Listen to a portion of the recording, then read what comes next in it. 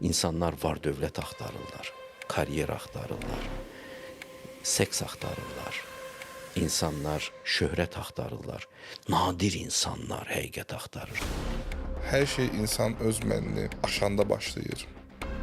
Və dünyada ən böyük fırtına bir qəlbin həqiqətlə təmasından qopur. Sükut insanı Tanrıya yaxınlaşdırır, yoxsa Tanrının özü sükutdur? Kiçik həqiqətləri ifadə etmək üçün aydın sözlər vardır.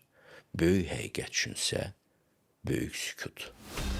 Sizcə Tanrıya inam ağlın nəticəsidir, yoxsa ağlın sərhədini aşmaq cəsarəti? İnsan həqiqət axtarır, həqiqətlə burun-buruna gəlsə də onu tanımır. Qulağına bağırsalar da həqiqət ona heç bir təsir eləmir. Özümü belə qurban verməyə hazıram. Ömrüm də, günüm də Quranda ayə var. Həyatım da, ölümüm də Allah üçündür.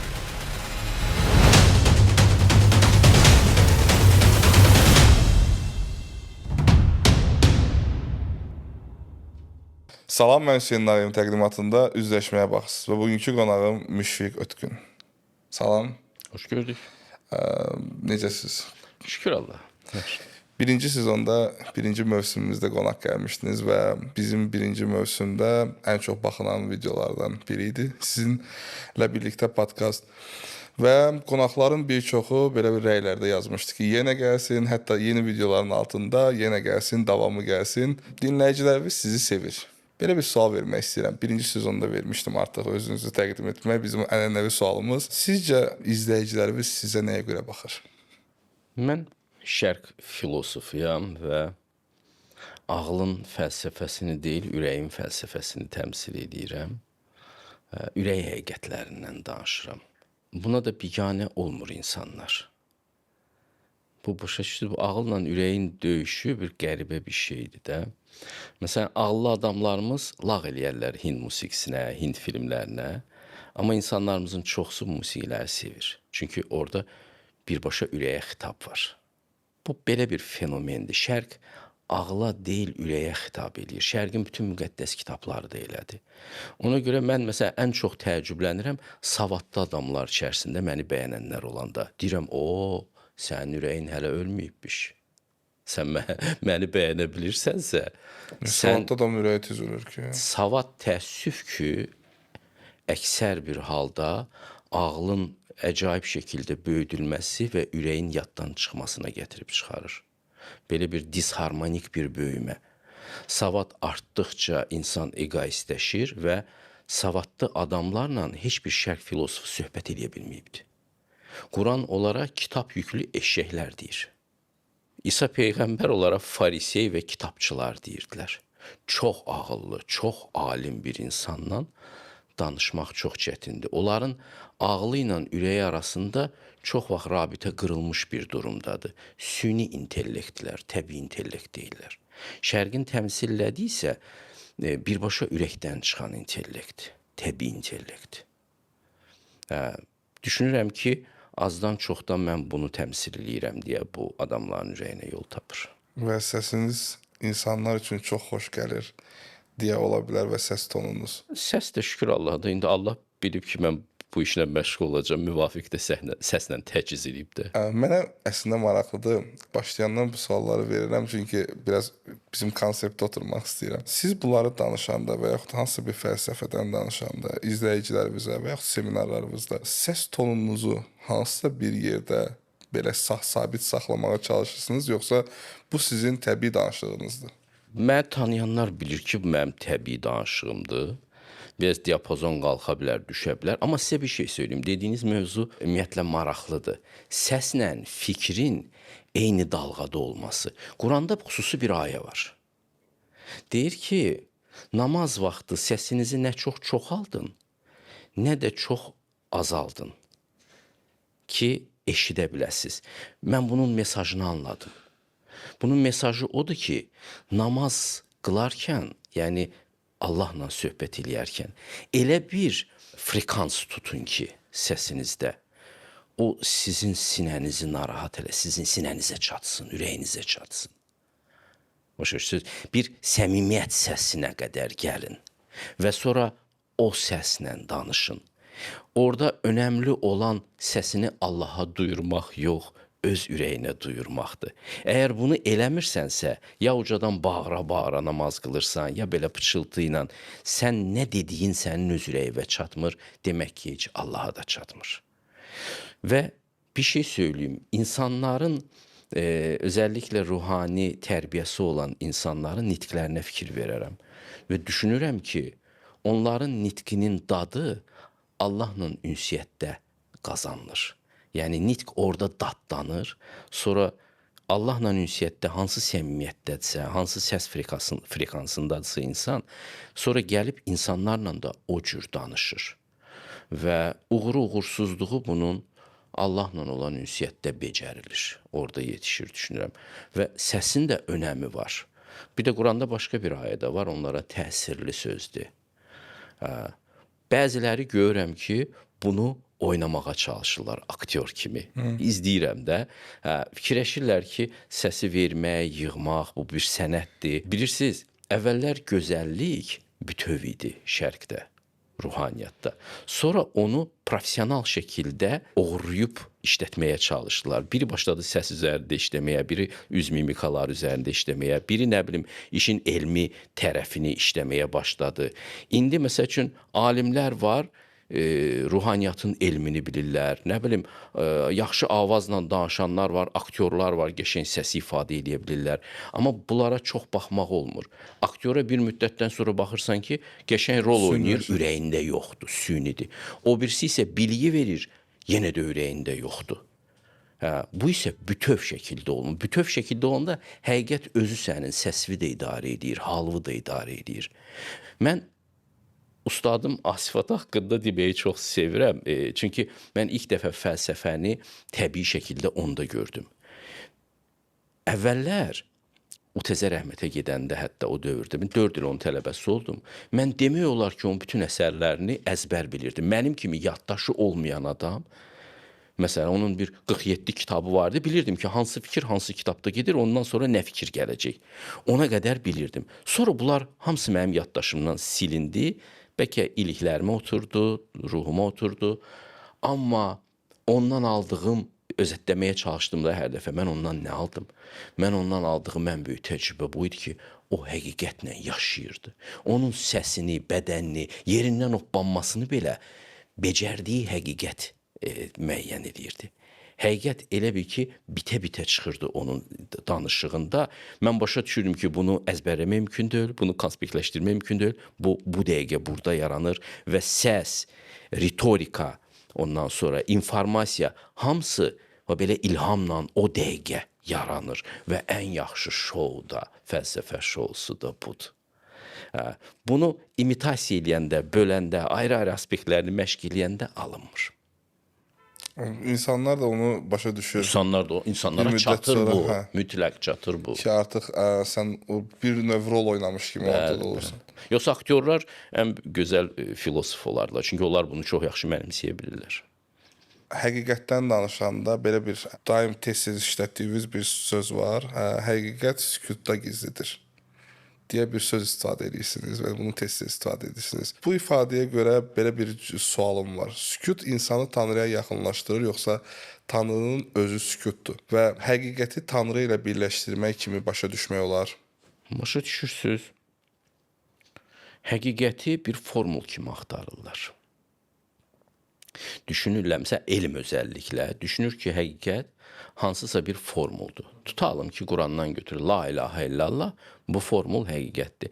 Yəni bunu axmaq bir adam da təkrarlasa, həqiqəti əldə etmiş olacaq. Yox. Həqiqət o deyil.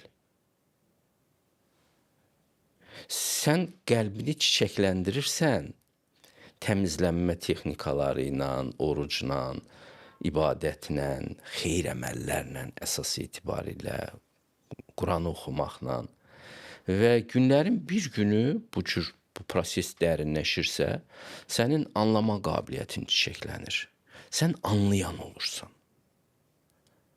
Anladığın zaman ən yaxşı kitab sənin üçün elə sükut olur. Yazılar da sənə çox şeylər deməyə başlayır. Məsələn, dünyanın ən böyük müdrikləri çox gözəl şərh eləyənlər olublar. İsa Peyğəmbər gəlirdi hansısa bir kəndə, açırdılar Əski Əhddən bir-iki sətr oxuyurdular Tövratdan və o deyirdi, bilirsinizmi burada nə var? Başlayırdı açmağa, şərh eləmək. Bir də bunu Konfutsuda da gördüm. Konfutsu deyir ki, balalarım elə bilirsiniz, mən yeni şeylər deyirəm, mən qədimliyi sevir və onu şərh etməyi bacarıram.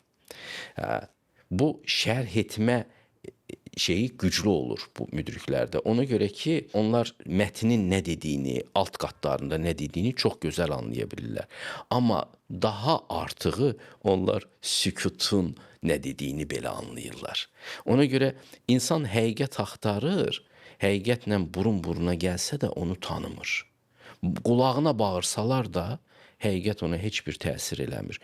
Amma insan yetişəndə, yetərli bir hala gəlib çatanda, pişiyin miyoltusu da ona həqiqətdən danışır, belə deyək.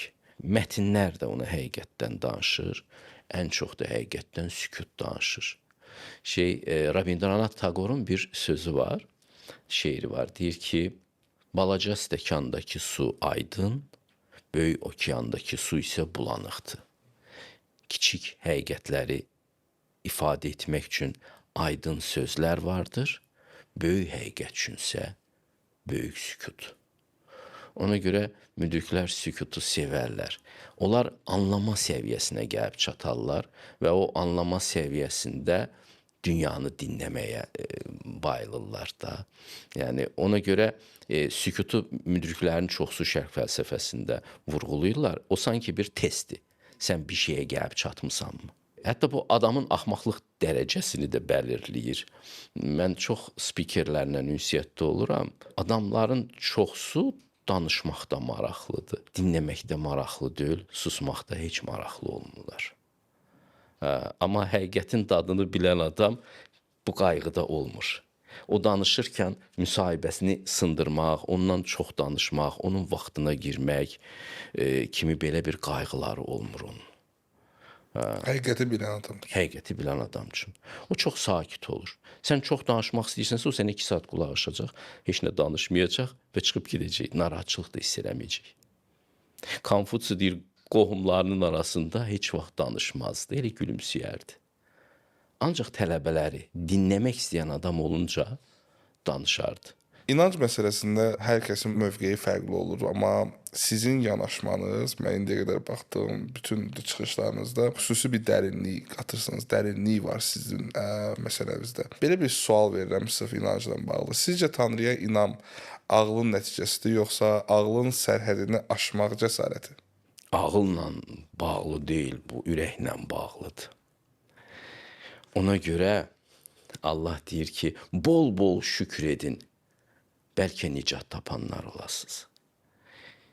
Bu varlıq özü böyük bir hədiyyədir. Yəni, ürəyin ağlı ola bilər, o qismən, amma o, məsəl üçün, ağlın ağlı kimi, elmi ağıldan xeyli fərqli bir şeydir. İnsan varlığı anlamağa başlayanda və Quranda dərk eləyən orqan kimi ürək gedir, ağıl deyil. Okay. İnsan yetərli qədər təmizlənəndə, xeyirxah olanda şükranlığın səviyyəsi ki artır, o zaman o təşəkkürün ifadəsi olur səcdə. İnsana, məsələn, dinə gələndə deyirlər səcdə elə. Bu birisi nəyə oxşuyur? Uşağa bir şeylər verirsən, o təşəkkür eləməyi bacarmır. Valideyni deyir, təşəkkür elə. Nə deyərlər oğlum? Qızım, nə deyərlər? Sağ ol, deyir. Biz ona öyrədirik sağ ol deməyi. Ümid eləyirik ki, günlərin bir günü doğrudan da bu adamın qəlbi təşəkkür eləməyi öyrənər. Mömin elə bir transformasiya keçir ki, kamilləşmə prosesində, onun təşəkkür bulağının ağzı açılır qəlbində. O səcdə, o inam, böyük bir minnətdarlığın, böyük bir təşəkkürün, böyük bir bağın, ürək hadisəsinin ifadəsi olaraq ortalığa çıxır. Bir mənəviyyat fenomeni olaraq ortalığa çıxır, inanmaq. Məsələn, sevirsən sadəcə olaraq da, o sevgi artır və belə bir münasibətə gəlib dönür. insani reaksiyaya gəlibdir. Çünki biz ağıl adamı deyil, biz ürək adamıyıq. Məsələn, həqiqət saydığın səni xoşbaxt eləyir. Xatırlamağın özü belə səni xoşbaxt eləyir, ilhamlandırır və Quranda deyir ki, həqiqət səslənərkən onu tanıyanlar oğullarını tanıyan kimi tanıyarlar və üzü qoyulu saqqalları üstə yerə qapanıb ağlayarlar. Yəni belə bir kövrəlmə prosesi yaranar. Bu bir şeydir, markerdir. Hə, əgər ona görə dedim, ateizmin həqiqəti yoxdur. Ateist beyin heç bir həqiqətdən ötürü ölməz. Ümumiyyətlə beyin heç nədən ötürü ölməz. Beyin heç nədən ötürü şəhid olmaz. Beyin heç nə ilə insani kontakt yaratmır. Bu ürəyin idrakının reaksiyasıdır. Ona görə də şərqdə insanın ürəyi ilə işləyərlər ustadlar, onun mənəviyyatı ilə işləyər. Mənəviyyat transformasiya olanda sən böyük həqiqəti anlamağa hazır duruma gəlirsən. Onu da anlamağa başlayanda bax belə reaksiyalar olur. İnam sonuçdur. O prosesin sonucudur, reaksiyadır, insani reaksiyadır. Ki mən həqiqəti nəinki həqiqət bilirəm, mən ona səcdə edirəm, mən ömrümü ona bağlayıram, mən onu ilə insani ürək bağları bağlayıram. Özümü belə qurban verməyə hazıram. Ömrüm də, günüm də, Quranda ayə var. Həyatım da, ölümüm də Allah üçündür deyən bir söz süni olmur, baskı olmur, həqiqət olur. Siz deyirsiniz ki, onda Allaha inanmaq, Tanrıya inanmaq, yəni ağlın işi deyil də, bu ürəyin işidir. O zaman elmi bir sübutu olmayan, ağla sığmayan bir şeyə inanırıqsa, bir toxuna biləcəyimiz bir şey deyil də, yəni bir toxuna biləcəyimiz bir şey yoxdur ortada və ona inanırıqsa, biz onda dəli olmalıyıq ki, buna inanaq. Çünki ağlımızı işlətmirik də, ağlımız qoyuruq qırağa və ürəyimizlə yanaşırıq. O adam ki, o yolu gedib, o ürəyi ilə gedib təmas eləyib həqiqətə. Sizin ağlınız təmas eləyə bilmir ona, onun ürəyi təmas eləyir ona. O orada əminlikdədir. Ona görə də ömrünü belə verməyə hazırdır, canını belə verməyə hazırdır bu şeyə, bu məqama. Amma belə bir dəlili olmayan adam yalnız ağılla anlamağa çalışırsa, onun nöqteyi nəzərindən bu dəlidir. Və gerçəkdən də əksər müdriklərə də şərqdə kənardan dəli eləyib. Bizim böyük Füzulimiz bu Məcnun obrazını elə belə yaratmayıb. Məcnun kənarda hamısı üçün Məcnun görünür, Qeys dəli kimi görünür. Amma Füzuliyə bu məcnunluq kimi görünmür. Böyük bir feyzli bir məqam kimi görünür içərdən.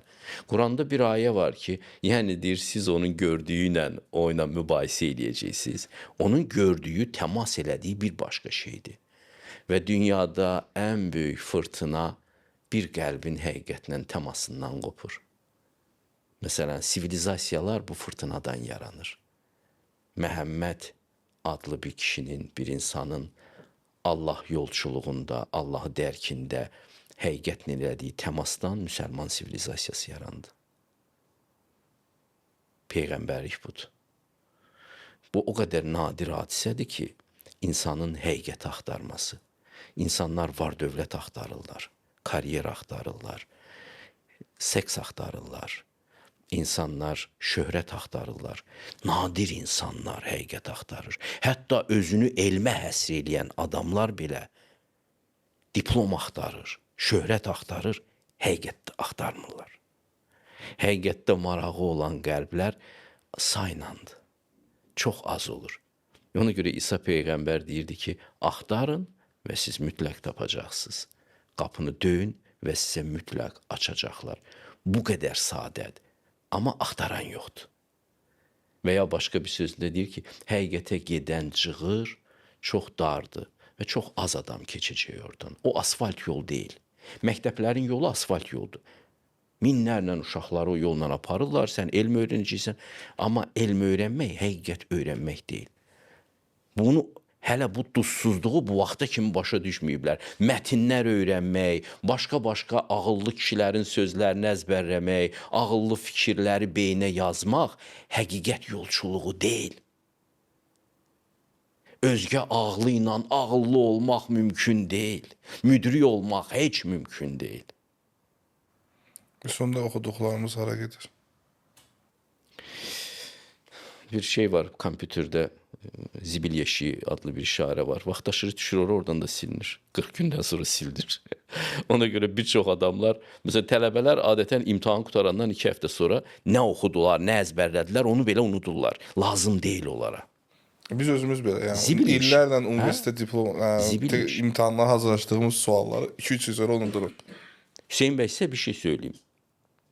Gəncliyimdə mənim üçün önəmli olan adlar, kitablar, zamanla indi 60-a yaxınlaşır da yaşım. Zamanla adları yadımdan çıxır. Mən savadsız adam olmamışam, harda oxumuşamsa 5-lə oxumuşam, nə bilim, qırmızı diplom almışam, həmişə fərqlənmişəm.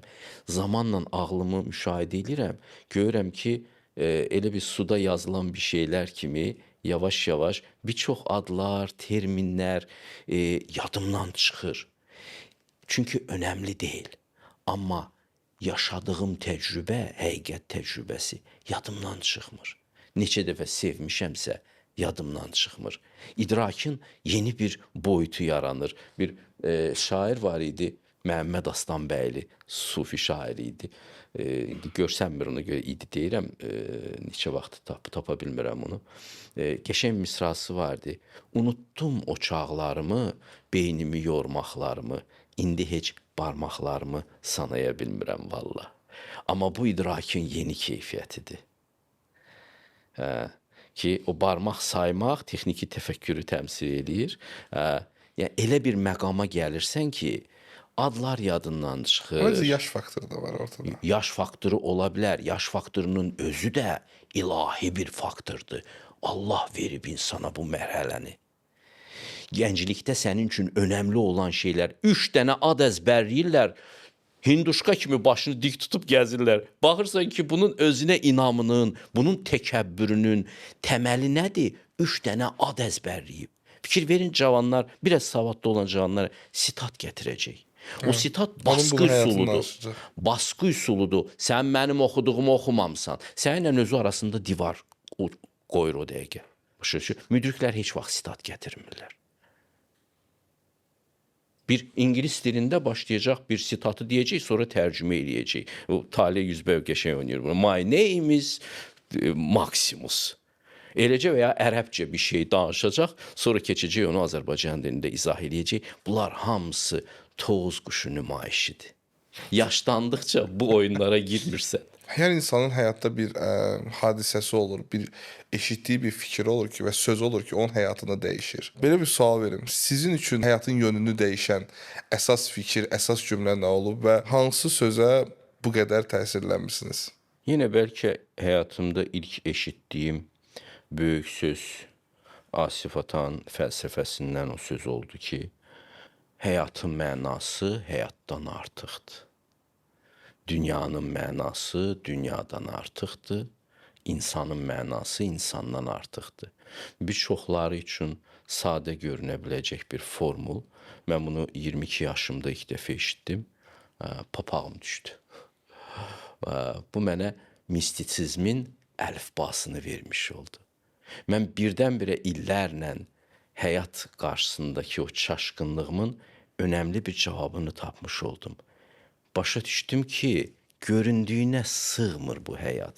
Bizi incidən də odur ki, onun mənası böyükdür, görüntüsü isə yapalaq. Bəzi rəssamlar olur, çox kör-kobud çəkirlər insanları. Şeyin də bir əsəri var elə. Van Gogh'un da bir türmə həyatını təsvir edən bir şey. Əyri-əyri adamlar, bax beləsinə gedirlər. Qəsdən özü primitivizmə belə gətirirlər. Çünki məna ilə müqayisə eləyəndə həyat çox kör-kobud bir şeydir, formalardadır. Rembrandtın da son əsərlərində ironiya elə var. Özünə belə baxır, öz qoca halına gülür. Dünyanın mənası dünyadan artıqdır.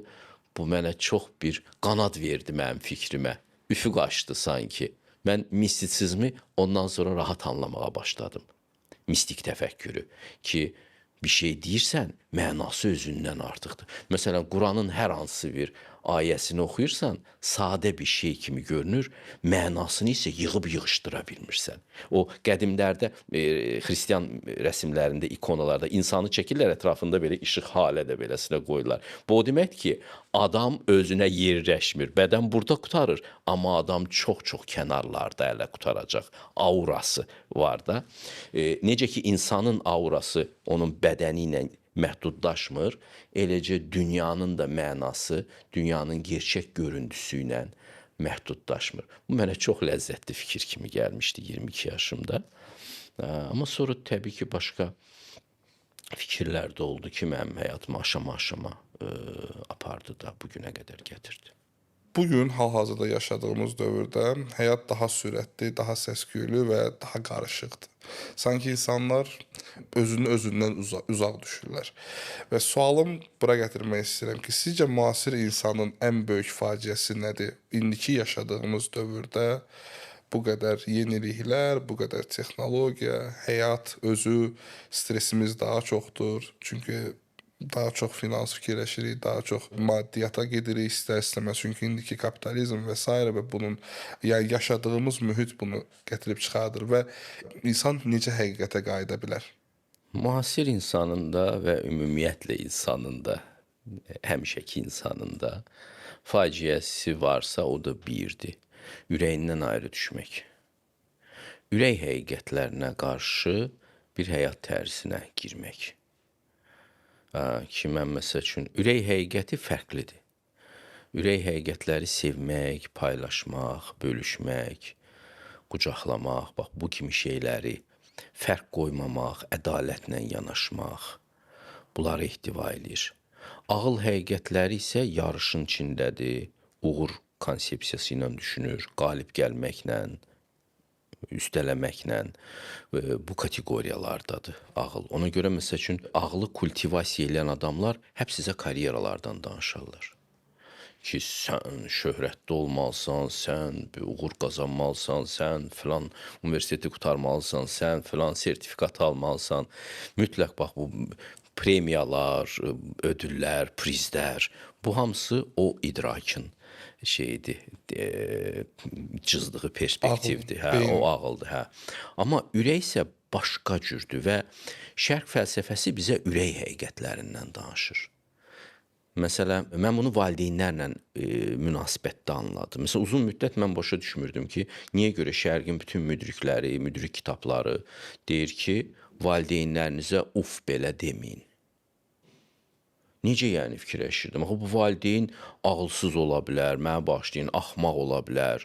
Da bütün gənclər, axmaq gənclər də böyüyüb bir gün valideyn olurlar və onlar da o statusda yaşayırlar. Yəni bu valideyn oldu deyə axmaqlıqdan çıxdımı?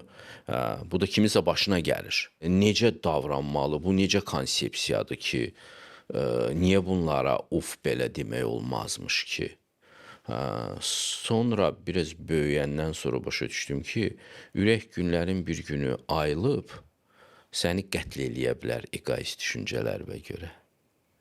Ürək. Ona vicdan deyirik də biz. Ürək deyər ki, bu nə axmaq ağılla sən düşünürdün.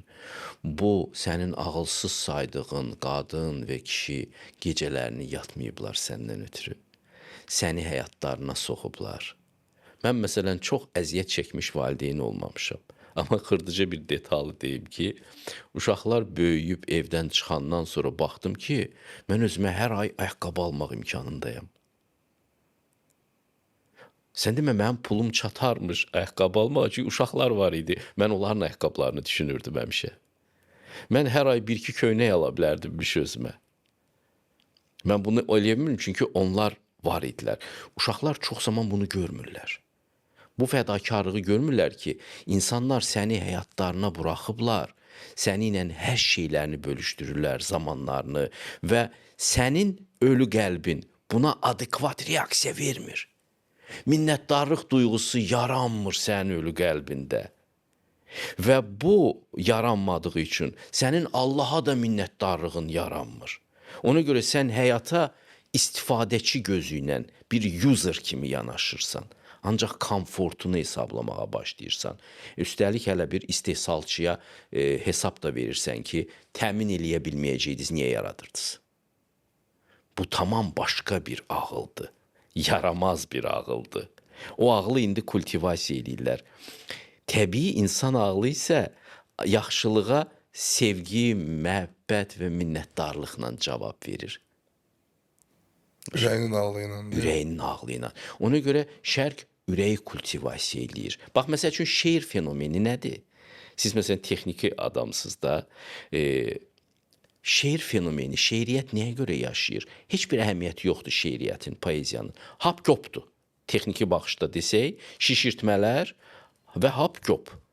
Amma o poeziya ürəyi yaşatmaq üsuludur.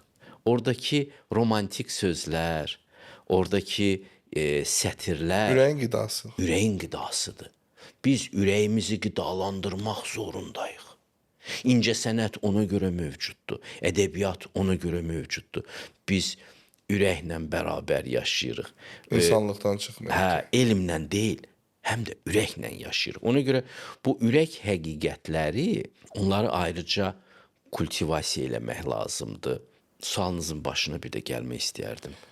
Sualım onda idi ki, insanın ən böyük faciəsi nədir? Hə, və ən böyük faciəsi, bəli. Həqiqətə necə qayıda bilər? Hə, ən böyük faciəsi insanın ürəyindən uzaq düşməsidir. Bax, bunu danışıram. Ki, insan ürək həqiqətlərinin əleyhinə yaşayır. Məsələn, ədalətsizlik və egoizm ürək həqiqətinin əleyhinə yaşamaqdır. Ədalət deyir ki, necə ki, özünə yanaşırsan, başqalarına da elə yanaş. Necə ki, özün üçün tərəzidə çəkilməyini istəyirsən, başqalarına da o ölçü ilə çəkinən. Amma tərbiyə deyil. O tərbiyədir. Tərbiyə də nədir? Ürəyin tərbiyəsidir də. Amma o Yəni, insanda onu siz valideyndən rasional- daha çox insan aslında axı valideyn uşağa onu öyrədibmi? Çünki ədalətdir, insanları başa düşməkdir, düşdüm, çox başa ətrafa düşdüm. verilən dəyərdir, insanın ətrafına tanımadığı insana verdiyi dəyərdir, özünün digər insanları başa düşməkdir. Bu mənim məsəl üçün mən də bir valideynəm və mənim yeganə düşündüyüm bir şeydir ki, yəni valideynin uşağa yeganə verəcəyi və ən vacib, yeganə deməyə də ən vacib bir şey odur. Çünki o valideyn onu öyrətməsə, ədaləti öyrətməsə, insanlara qayğını, digər tanımadığı insanlara nəvazişi verməsə, o gedib onu çöldə əldə edə biləcəyi bir məlumat deyil. Çöldə görəcəyi bir şey deyil. Yəni o valideyn onu veribsə, o var, verməyibsə o yoxdur. Yox. Məsələn, sizin düşüncənizlə bu məsəl üçün bir önəmli bir həyat vərdişidir ki, valideyn bunu uşağa aşılamalıdır, elə deyilmi? Amma sabah o elə bir vəziyyətə gəlib çıxacaq ki, elə bir pozisiyaya. Tutalım ki, bir imzası ilə bir-iki nəfərə zərər verə bilər, amma özü çox böyük bir gəlir əldə eləyə bilər. O, bunun qarşısında durmayacaq. Valideyn mənə belə aşılayıbdır, okey, amma mən birdən-birə 5-6 ilimin gəlirini qazana bilərəm. Mən istədiyimi eləyəcəm və o 5-6 ilin gəlirini alacam deyəcək uşaq. Əxlaqın rasional bir izahı yoxdur. Rasionallıq üzərində duracaq əxlaq yoxdur. İnsan gərək ürəyini inkişaf etdirsin ki, ürəyin məntiqi, ürəyin həqiqəti desin ki, sən nə edirsən? Sən bu adamı özündən ayrı tutmaq, onu mağdur vəziyyətə buraxmaqla öz köküvü qazırsan, ürək belə bir həqiqəti deyə bilər sənə. Məsələn, Dostoyevskinin Cinayət və Cəzası bunun üzərində qurulub ki, sənə elə gəlir ki, bu qadını öldürməklə sən qabağa düşürsən, amma sən öz varlığın kökünü qazırsanmış, bunu ürək deyə bilər sənə. Və bunu müqəddəs kitablar deyə bilər sənə ki, sən Allahla olan rabitəvə balta vurmuş olursan bu cinayətlə. Sənə sadə görünür ki, sən bunu qazanırsan da, sənə qazanc var. Nə olar ki, bir-iki nəfər qabağıma çıxdı, indi sən güclüsən, o zəif durumdadır, sən bu durumdan istifadə edib qabağa gedirsən. Nə sənin əlini tutacaq bunu eləmək üçün? Ürəyi inkişaf eləməmiş adam təkcə ağlın məntiqi ilə valideynim mənə bunu deyib, ona görə mən də belə eləyirəm. Bu adamın özünün ürəyinə çatmayacaq, o adam gedəcək o cinayətə. Ona görə də əxlaqın rasionalizmdə və ateizmdə heç bir kökü yoxdur. Əxlaqın kökü ancaq Allaha bağlıdır. Və Allah da ürəyi həqiqətlərini kultivasiya eləməklə insanın ömrünə gəlir. Ürəyi aktiv olmayan, elə bil ki, o radarı aktiv olmayan varlıqdır. O Allahla əlaqə qura bilməz. Allahın həqiqətləri də ona çatmayacaq. Müasir insanın ən böyük faciəsi ürəyindən uzaq düşməsidir. Texniki biliyi ruhani bilikdən daha üstün saymasıdır. Açıq mətndən deyirəm. Və bunu çox kultivasiya edirlər. Texniki biliyi bütləşdiriblər, heyran qalıblar. Elon Musk müasir dünyanın peyğəmbəridir. Çünki texniki zəkanı təmsil edir. Şairlər, Füzuli da bizim idealımız deyil. Azərbaycan gənclərinin idealı Elon Musk'dır. Onu təbliğ edirlər belə. Elon Musk'dan demişkən, dünyanın ən zəngin adamından danışırıq. Belə bir sualım var idi, indi verim o sualı sizə. Hər bir insan milyonçu ola bilərmi? Bilmirəm, Allah istəsə olar. Allah istəsə yoxsa özü istəyir? Qərb deyir ki, sən özün istəməlisən, amma hər hansı bir neməti verən Allahdır. İstəyən hamı istəyir. Dünyada paranı istəməyən adam var Allah xatirinə. Hamı səhər axşam istəyir də bunu. Bir-biri ilə söhbətləşirlər, dərdləşirlər. Hamının dərdi birdir. Amma hamıya vermir Allah. Elə deyilmi? Allah vermir, yoxsa özü qazana bilmir onu? İndi çalışırlar, salsınlar insanın üzərinə ki, bu səninlə bağlıdır. Qərb idraki deyir ki, səninlə bağlı. Coachlar var bu dəqiqə. Auditoriyalar toplayırlar ki, parayla sənin problemin var. Para, sən milyoner olmuşsan, sənə bağlıdır bu. Mənsə məsələn Konfutsin oxudum. Konfutsin görünür həyatında bu olubdur. Bir parça var orada. Deyir ki, gəncliyimdə mən çox çalışdım zəngin olum. Hər peşəni də öyrəndim. Sonra deyir, anladım ki, göy mənim zəngin olmağımı istəmir. Ona görə bütün gücümü elmə verdim. O adam başa düşüb ki, Allah onu hansı amacla yaradıbdı. O böyük alim olmalıydı, filosof olmalıydı. Ona görə o bunu başa düşəndən sonra sakitləşib o funksiyanın üzərində yoğunlaşmağa başlayıb türklər demişkən. Bu hər bir elm adamının böyük mənada həyatında olur. O başa düşür. Yoxsa paranı kim istəmir ki?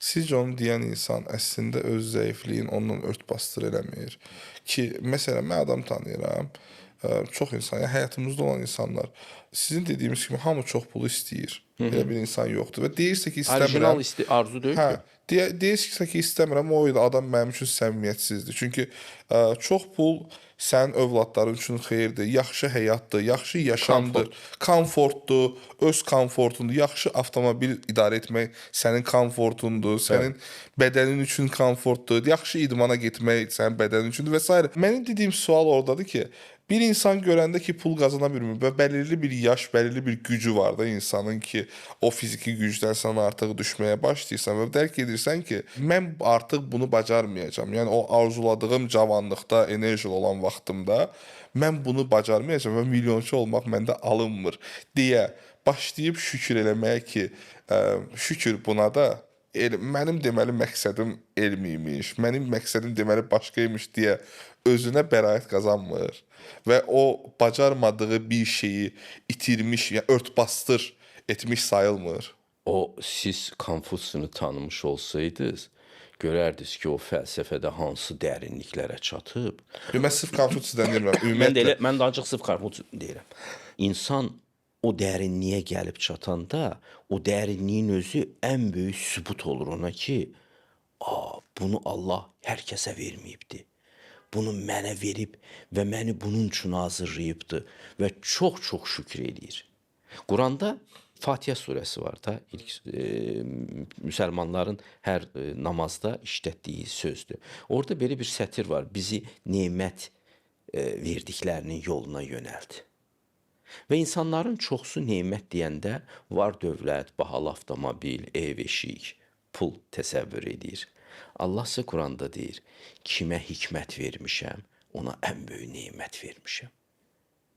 Ən böyük nemət verdiyi adamlar içərisində İbrahimi, Yusifi, Lutu, Nuhu çəkir, bizə tanıtdırır Musanı ki, ən böyük nemət mən bu adamlara vermişəm. Konfutsi hiss eləyirdi ki, ona elə bir nemət verilib, ona görə də başa düşdü ki, milyonçu olmaq bunun yanında balaca bir şeydir. Çox balaca bir şeydir. Ona görə o özünü təskinlik deyil. Özünü təskinlik deyil. Mən də gəncliyimdə çox zəngin olmaq istədim. Çırpdım özümü sağa, sola, biznesə belə getmək istədim. Hadisələri Allah yönəltdi ki, hər dəfə məndə get müəllimlik elə, get müəllimlik elə və yalnız bu günümdə baxıram ki, hə, mən müəllimlikdən getsəydim, mən bu işi bişirə bilməyəcəkdim. Və sizcə siz o dediyiniz kimi və məqsədiniz olan kimi milyonçu olsaydınız, indi oturub belə bu haqqda o milyonçu Sıradan bir olan milyonçu vaxtda oturub olacaqdı. deməyəcəydiniz ki, kaş mən milyonçu olmazdım, kaş mən belə. Deməli mən milyonçu olmayacaqdım. Mənsə deyil, mənsə deyil. Onun tərsinəsini deməyəcəydiniz. Başa düşdüm. Məsələ burasındadır ki, milyonu da Allah var dövləti də Quranın konsepsiyasına görə onun üçün verir ki, o insanlar Allaha xidmət eləsinlər bunun vasitəsilə. Yəni sən hər bir halda Allahın əli olursan yer üzündə canişini olaraq. Sənə verir ki, sənin vasitənlə yer üzündə işlər görsün. Neçə adamı məsələn sən işə götürəsən, onlar səndən ruzi aparsın. Çünki bu bir talantdır da. Əgər bir adam iş qura bilirsə, böyük paralar qazana bilirsə, o müəyyən bir funksional işi olur. İndi təsəvvür edin ki, Konfutsi olmaq üçün yer üzünə gələn adam oturub milyonların idarə edilməsi və fabrik işlədilməsi ilə məşğul olur. Bu onun üçün çox maraqsız olardı. İnan ki, bir vaxtdan sonra başa düşdüm ki, bunu mən hələ Asifata demişdi gəncliyimdə, sonra illər sonra başa düşdüm. Dedi ki, oğul, sən heç kafedra müdürü belə olmalı deyilsən. Zamanı alacaq. O iclaslar məhv eləyəcək səni. Müəllimlik, məsələn, mən tam fərqindəyəm ki, müəllimlikdən gözəl heç nə yoxdur mənim üçün. Siz bir nöqtəyə toxundunuz bayaqlarım, onu danışmaq istəyirəm. Koçlarla bağlı və indiki hal-hazırda trend deyim, mod deyim, bu terminlər olan koçlar və məşhur olan koçlar. Siz dediniz ki, onlar insanları yönəldir ki, pul, beyin və s. bunların hamısını bağlayır.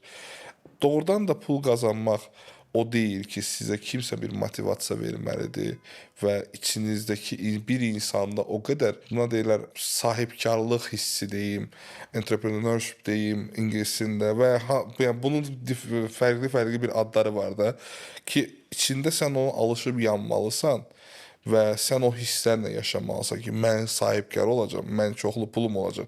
Yoxsa oturaq divanda hamımız çoxlu pul istəyək, amma heç nə eləməyək, məsəl üçün, onun üçün bir artıq vaxt xərcləməyək. Və o coachların fəaliyyətini necə dəyərləndirirsiniz? Mənə onların motivasiyası doğrudan da işə yarayırmı, yaramırmı, bu fırıldaqdırmı, onlar üçün pul, bizim üçün yalandırmı? Nə fikirləşirsiniz bu haqda? Bilirsiniz nə tərdir? Bax, məsəl üçün, çox adamlar görürəm ki, alim olmaq istəyirlər. Hətta filosof belə olmaq istəyənlər çox görürəm. Çox kitab oxuyurlar, elmi dərəcə alırlar, məsələ. Amma filosof ola bilmirlər, məsələ. Alırlar. Bir də görürsən ki, başqa birisi heç elmi dərəcəsi də yoxdur. Amma bu iş üçün doğulubdur. Çox yaxşı da onda bu alınır. Heç universitet belə qurtarmayıb. Oradan-buradan eşitdikləri ilə Oxuduqları, eşitdikləri çox gözəl bir arı pətəyinə, belə bir bal pətəyinə dönüşdürübdür daxili aləmini. Milyonçuluq da belə bir şeydir. Hamı bu həvəsə düşə bilər. Amma bunun da özünün adamı gəlməlidir. Allah bunu bu funksiyada görməlidir. Bir də belə bir konsept var da. Quranda bir ayə var ki, deyir, onlar deyir, bu dünyanın malını istəyərlərsə, verərik. Amma o bir dünyada paylar olmayacaq. Məsələn, təsəvvür edin ki, sizin Allah qatında biraz hörmətiniz var. Etdiyiniz xeyir əməllər, nə bilim, analarınızın duası, bir çox şeylər toplanıb, bir balaca hörmətiniz var orada. Kapitalınız var, belə deyək, Allah qatında. Və siz onu mütləq paraya transformasiya eləmək istəyirsiniz. İsrarla ondan para istəyirsiniz Allahdan. O parayın əvəzinə Allah sizə böyük elm verə bilər. O məşhur Yunus İmrə əhvalatındakı kimi nəfəs verə bilər. Ya da bir torba buğda verə bilər sizə. Tapdıq ki, al götür get. İndi insanlar ki, israr eləyir ki, mən pul istəyirəm, ancaq pul istəyirəm. Allah da verir ona o pulu. Ondan sonra onun həyatı bomboş olur sonra. Yeah. O, elə. Pul olub boş olmayanlar da var. Çünki insan üçün, hər insan üçün faydalı şeylər fərqlidir. Məsələn, puldan daha önəmli keyfiyyətlər var ki, məsələn, o bu doğuluşunda bunları qazanmalıdır. Başa düşürsünüz? O isə ancaq pula odaqlandı, öz-özünü çaşdırdı. Məsələn, bir çox daxili aləmində inşa olunası divarları var. O divarlar tikilməyib, bu isə artıq dam alır özünə. Zənginlik haqqında düşünür. O isə başqa şeylərin üzərində işləməlidir. Ona görə insan Allahdan məncə düşündüyüm qədəricə xeyirlisini istəməlidir. Mənim üçün xeyirli nədirsə, Allahım, mənə onu ver, mən şükür eləyəcəm. Ona görə müdriklük şərqdə bir şey gözləmir, bir şey də arzulamır. Hələ Buddadan üzü bəri. Allah nə verirsə, ona şükür eləyirlər və nə verirsə, onu arzulayırlar. Əgər sənə elm veribsə, elmi çox istəyirsən, onun artmasını istəyirsən. Uçmaq qabiliyyəti veribsə, uçmağı arzulayırsan. Qaçmaq veribsə, sən pul veribsə, özün istəməmisənsə, ailən imkanlıdırsa və o imkan, o sərvət sənə qalırsa, sən istəməmsən, amma sənə qismət olubsa, onda Allah mənə məsləhət gördüyü puldur, çoxlu puldur. Ola bilsin elə olsun, amma əgər məsəl üçün hər Və ona halda başqa şey verməyəcək. talih hər halda individualdır. Ola bilir ki, zəngin atanın fərsiz oğlu olur. Məsələn, Kafka kimi və heç onun fabrikasına yiyə də durmur. Özünün qaramat yazıları ilə məşğul olur. Məsələn, belə bir şey də ola bilir. Ona görə Azərbaycanlarda belə bir qəşəng atalar sözü var ki, yaxşı oğul neynir ata malını, pis oğul neynir ata malını. Pis oğul olsa da bərbad eləyəcək bir neçə aya, yaxşı oğulsa istənilən vaxt qazana da bilər. Ona görə bu hər dəfə individualdır düşünürəm ki. Ata malı ilə zəngin olan olmur. Əgər adamın özünün qabında yoxdursa, o zəngin ola bilmir. Yer oturur sadəcə oraq. O fikrinizdən heç razı olmadım.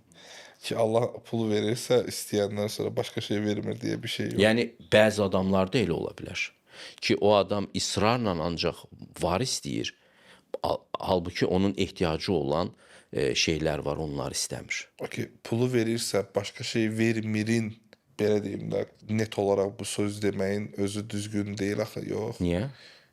Yəni, hardan bilirsiniz ki, Allah ona pulu verdisə, Məsələn, mən israrla istəyirəmsə, özü Çox istəyirəm. gözəl, hə. Allah mənə pulu verirsə, başqa şey verməyəcək kimi Allahın əlində olan və Allahın istəyində olan bir şeyi biz insan olaraq deyə bilmərik axı. Yox, mən nə deyim? Allah onu, sənə bunu verirsə, onu verməyəcək.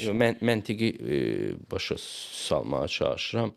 Məsələn, adam var ki, fəlsəfi talantı yoxdur. Amma vurur, öldürür özünü ki, mütləq fəlsəfə üzrə doktor olsun. Ona nail də olur.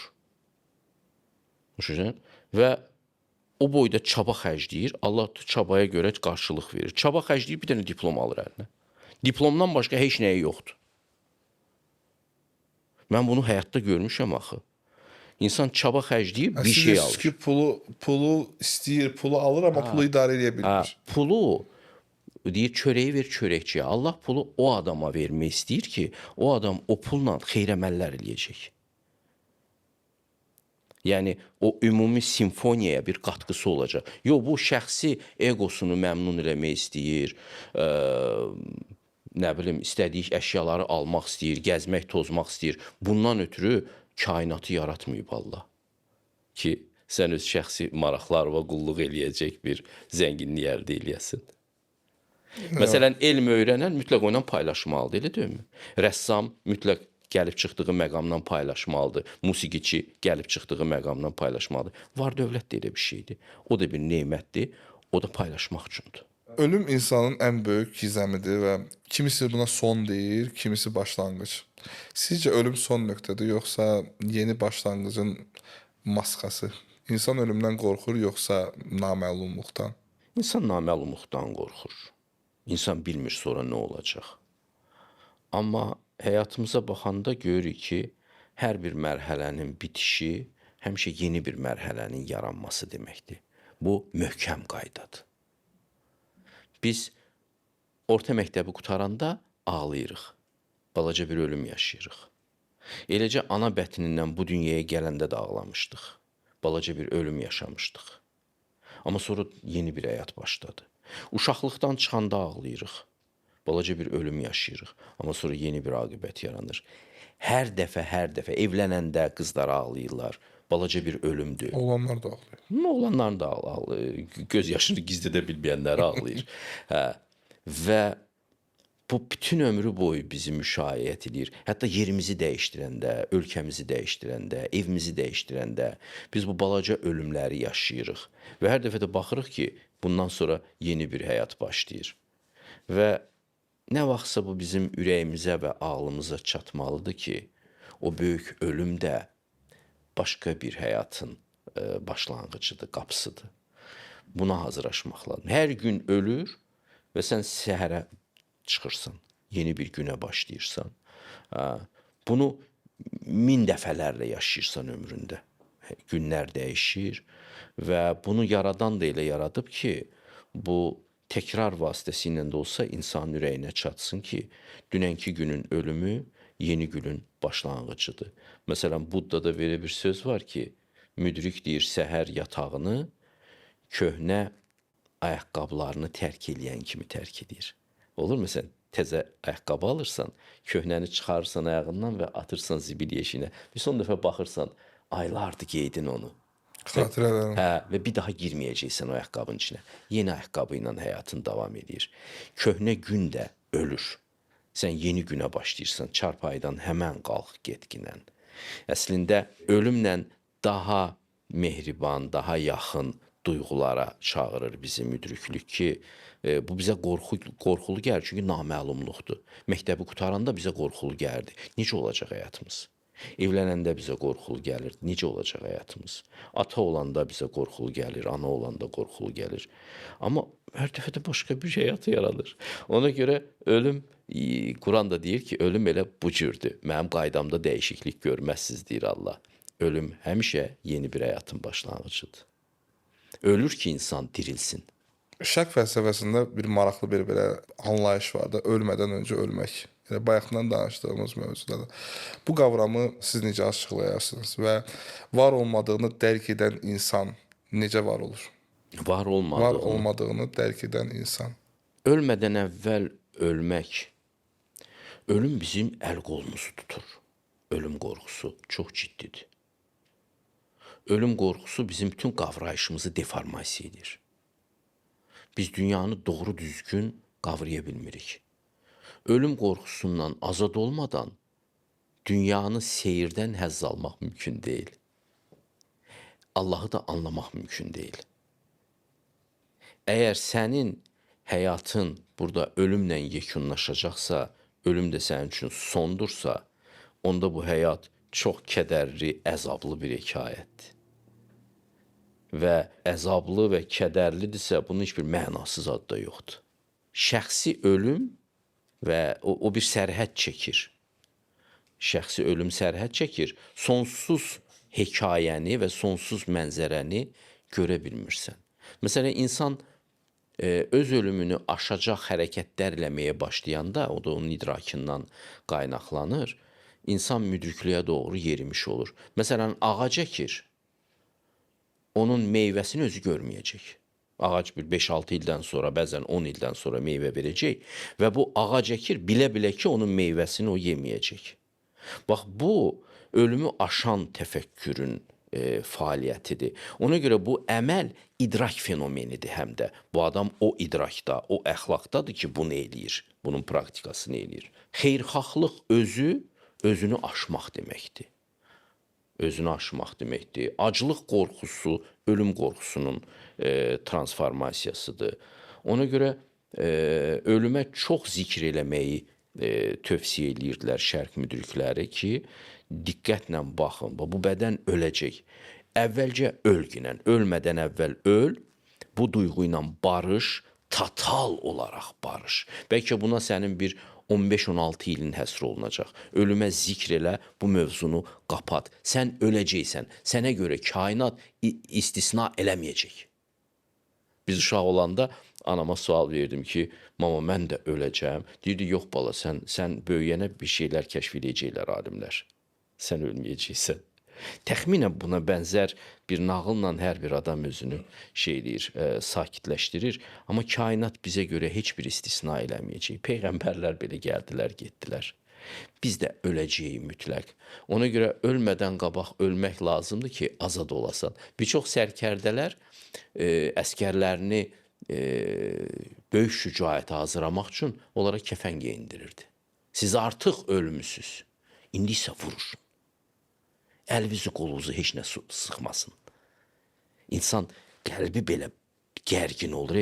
Qəlb də gərgin olanda həqiqətə doğru uça bilmir. Məsələn, mənim üçün podkastlarda, ya məsəl üçün kütlə qarşısında çıxışda ən problemli nöqtə odur ki, mən özümü komfortda hiss edeyim. Mən özümü rahat hiss edeyim. Mənim ürəyim çox rahat olsun. Onda o yaradıcılıqla məşğul ola bilir. Danışmaq da yaradıcılıqdır. O rahat olur. Ölüm qorxusu alt planda istənilən adamın yaradıcılığını boğur. Ondan mütləq azad olmaq lazımdır. Həqiqətə də ölüm qorxusunun gərginliyi ilə uça bilməsə, gərgin qanadlarla uça bilməz. Və son sual, sizin tez-tez toxunduğunuz bir fikir var, insanın öz mənini aşması. Hər şey sual da belədir. İnsan öz mənini aşanda başlayır. Hər şey insanın öz mənini aşanda başlayır. Burada mən ego sərhədləridir də. Məsələn, xeyirxahlıq əməli egonu aşmaqdır. Özündən kənara çıxmaqdır. Özündən kənara çıxmaq da həmişə bu və ya digər dərəcədə ölümü aşmaqdır, sərhəddə aşmaqdır. Çünki bu dünyanı egoist birisi yaratmayıbdır. Bu dünyanı sonlu birisi də yaratmayıbdır. Məhdud birisi də yaratmayıb. Ona görə onun əsərini başa düşmək üçün sən də gərək öz sərhədlərini aşasan. Egovu kənara qoyasan. Egovu kənara, sonsuzluğa qovuşasan. Külli insan olasan, Nəsimi demişkən. Səndə belə bir transformasiya olsun ki, məsələn, bax, siz gedirsiniz hər hansı bir rəssamın emalatxanasına, siz onun əsərlərini anlayanmazsınız, rəssamla tanış deyilsinizsə. Onun necə düşündüyünü, nəyin üzərində işlədiyini anlamasaz, siz onun əsərlərini açar tapmayacaqsınız. Hər rəssamın da yaradıcılığın öz açarı var. Bu rəssamı anladım, o birisini də anlayacağım deyə bir şey yoxdur. Ona görə də dünyanı yaradan da ölümsüz olduğu üçün insan da gərək ölüm sərhəddini aşsın, ego sərhədləri aşsın, bunu aşmaq üçün lazım olan praktika ilə məşğul olsun, o praktika o fikri dərinləşdirir. Məsələn, mənə görə xeyirxahlıq əməli idraki aktdır. İdraki egodan qurtarır, o sərhədlərdən qurtarır. Mən, ancaq mən, məhdud mən, o gərginlikdən qurtarır. İnsan sonsuzluğu dərk eləmək üçün özü sonsuz olmalıdır. Əbədiyyəti dərk eləmək üçün özü əbədi olmalıdır. Bunu dərk eləməlidir. Ona görə o mənin aşılması, dəf olunması o keyfiyyətlərə doğru getmək üçündür. O keyfiyyətlərdən biraz nəsib olmayanın həqiqətdən keyf olmur. Həqiqəti anlayır, keyf ala bilmir. O qədər anlayanmır. Təşəkkürlər. Çox sağ olun, gəldiniz. Dəyərli vaxtınızı bizim üçün ayırdınız. Minnətdaram sizə. Sizin o səsinizdən mən doğrudan da rahatçılıq tapıram, doğrudan da izləyicilərinizi başa düşürəm və bu fəaliyyətinizdə, bu işlərinizdə bol-bol uğur arzu edirəm sizə. Sağ olun, çox sağ olun. Bu videonun da sonuna gəldik. Üzləşməyə baxırdınız. Gələcək bölümlərimizdə qonaq qismində kimlər görmək istəyirsinizsə şərh bölməsində qeyd etməyi unutmayın. Kanala abunə olmağı, videonu bəyənməyi və dostlarınızla paylaşmağı bizdən əsirgəməyin. Özünüzə və üzünüzə yaxşı baxın.